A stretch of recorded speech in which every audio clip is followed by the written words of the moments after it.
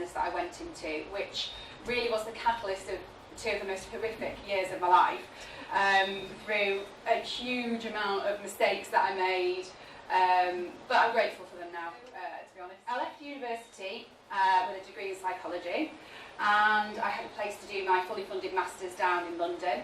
I also had a PhD placement at Sheffield, but I decided to go and do something I've never done before, set up a business in an industry that I knew absolutely nothing about, which obviously sounds a bit random, but I met somebody who kind of sold the idea to me, and I left university full of energy, vibrancy. I just wanted to be successful and I wanted to do well and achieve.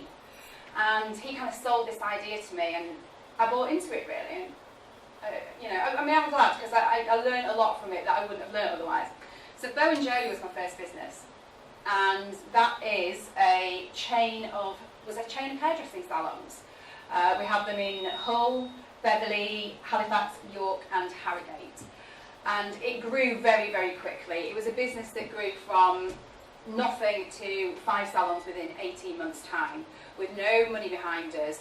So it was a really, really, really quick growth, really, well, far too fast really. I mean, if you're going to go and I'd taken over a salon, I hadn't even really thought about it properly because I had no staff. I suddenly had overheads of, I had no clients, more importantly. Staff were easy to find, so I had overheads of staff, business rates, rent, and it wasn't making any money.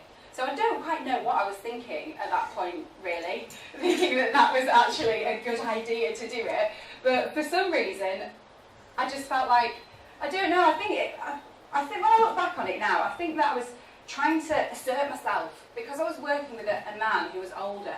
I was always kind of just looked at like the dolly bird who was the face of it, and I thought, well, actually, I work hard on this. I work really hard, and it really annoys me that because I'm young, I was young at the time, I wasn't getting any respect for it at all, and it just annoyed me.